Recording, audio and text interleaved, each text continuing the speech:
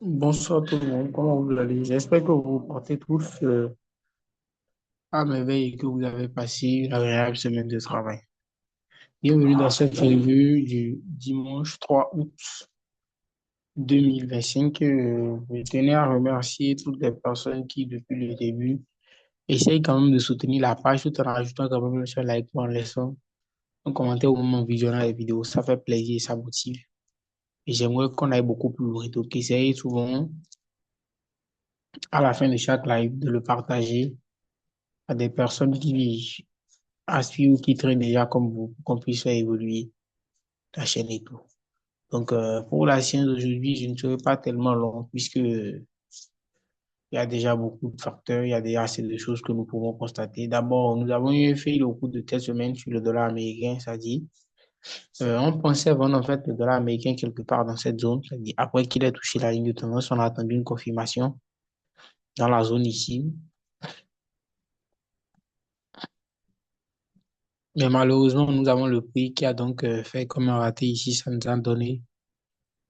nous a donné rien de clair. Voilà. Suite à la décision des taux, nous avons encore les taux qui sont restés inchangés, ce qui a fait donc qu'il y avait beaucoup de facteurs qui étaient tellement nuisibles pour le dollar, c'est-à-dire pour la hausse du dollar.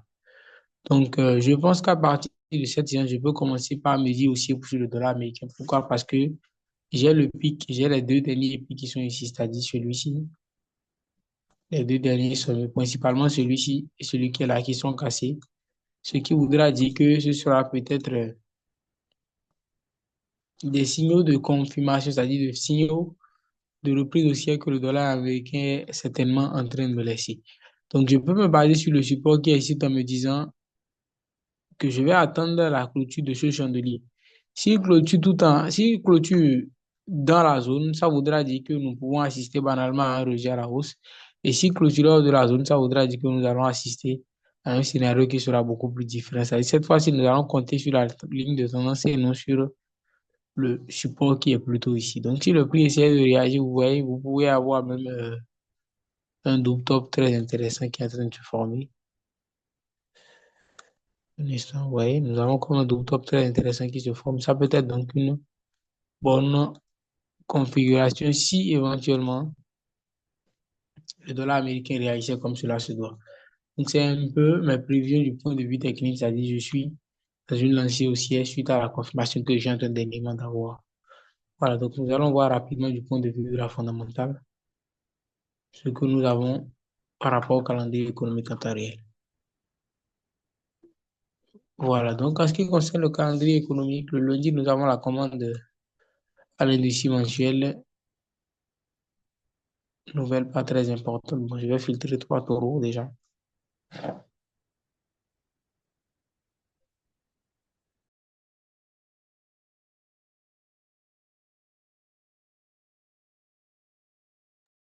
Donc, je vais filtrer trois taureaux.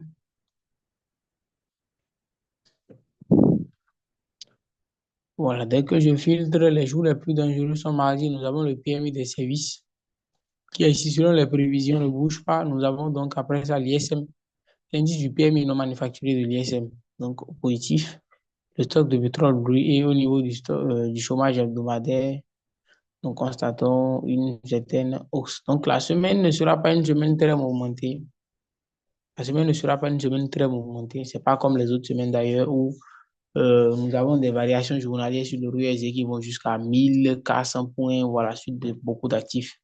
Cette semaine sera moins volatile, plus il y a moins de nouvelles à gros impact durant cette semaine-là en question. Donc, le plan aussi sur le dollar américain, si éventuellement nous avons la clôture du prix dans la zone, serait un bon plan si il donc réagissait selon ce que nous sommes en train de prévoir ici. Donc, nous allons passer rapidement à l'euro USD. Au niveau de l'euro USD, le concept, il est simple. Vous voyez, on a le contraire. Pour ceux qui connaissent un peu la stratégie, vous connaissez déjà. Quand vous utilisez le DNCY, on n'a pas besoin de trop parler. Vous voyez déjà la configuration qui se dessine. Donc, si bien sûr nous avons vu quelque chose d'intéressant, c'est-à-dire le jeudi, le chandelier, c'était un peu ça. Si au cours de ces jours, il pouvait nous passer un truc de bon, je pense qu'on allait pouvoir chercher encore peut-être des arguments beaucoup plus solides pour donc vendre de l'euro USD. Mais nous avons quand même une belle formation de double top. Nous avons également cassure de ligne de temps. Donc, assez de facteurs quand même pour pouvoir vendre de l'euro USD. Voilà. Ceux qui ne sont toujours pas convaincus par rapport à cet actif, vous pourriez attendre qu'il vous donne une confirmation dans cette zone. Il y avait cette zone-là qu'on avait tracée. Et dès qu'il vous donne une confirmation, vous allez prendre. Les autres, vous pourriez également faire l'usage de l'outil de tracement de Fibonacci et attendre encore un peu plus haut dès qu'il touche pour prendre de façon beaucoup plus précise. Je pense que c'est beaucoup plus simple même si vous utilisez l'outil de tracement de Fibonacci. Voilà, ça va plus marcher. Voilà. Donc, en quelque sorte, une baisse, si on a une hausse de l'autre côté, cette hausse, je pense que ce serait parti pour de nouvelles horizons. Pourquoi? Parce que la baisse qu'il y avait ici était une baisse qui était très intéressante. Ça, c'est les réactions qu'on avait suite à l'NFP et tout. Donc, par rapport à l'euro USD, voilà un peu ce que nous pouvons prédire. Au niveau de l'USD-CAD, non, rien. Je pense qu'au cours des revues, nous n'avons pas eu le temps de discuter. Mais bon, nous avons un plan qui est quand même intéressant ici. Pourquoi? Parce que le prix vient de casser la résistance ici sur le chandelier. Et après cette cassure de résistance, nous avons un prix qui descend et qui fait comme une correction. Donc, pour des personnes qui traitent spécialement l'USD-CAD, vous avez donc la possibilité de chercher en fait des résistances par ici pour pouvoir le poursuivre. Si vous faisiez quelque chose de bon, vous allez pouvoir le poursuivre à l'achat. Pourquoi? Parce que le concept de corrélation reste efficace. Et je pense que c'est ce que nous étions en train d'utiliser depuis un bon moment, depuis le début. Si c'est que j'avais eu cette forme déjà en fin de semaine, j'aurais peut-être tenté d'anticiper un bail au niveau de l'actif. J'aurais fait ceci, quoi.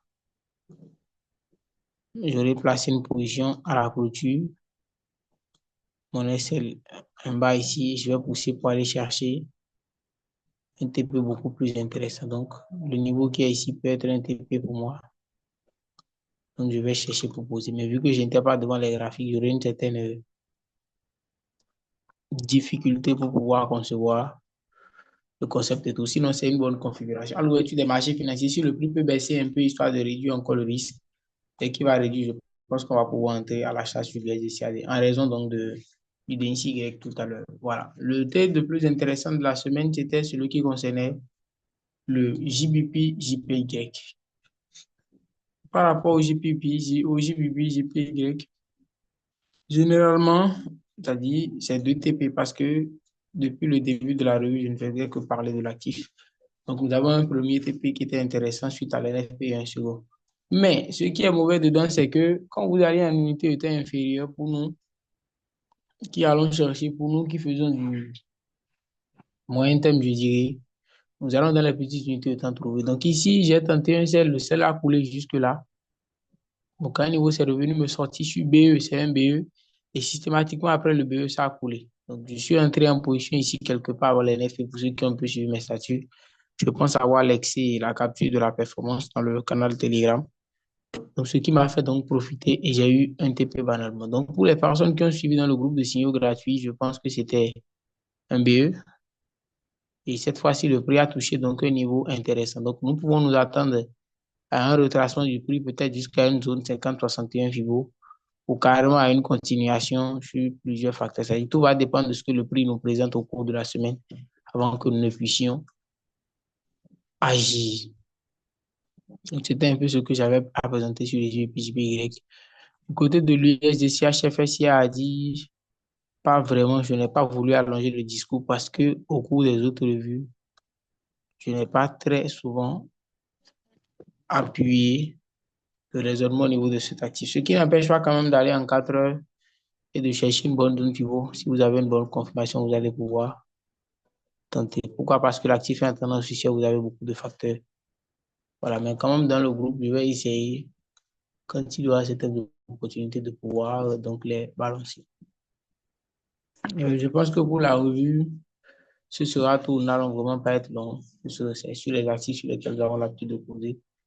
Et j'ai toujours dit que si vous décidez qu'on essaye de parler par rapport à un actif sur une revue hebdomadaire, n'hésitez pas à mettre l'actif dans les commentaires. Là, au cours des prochaines revues, je vais toujours m'assurer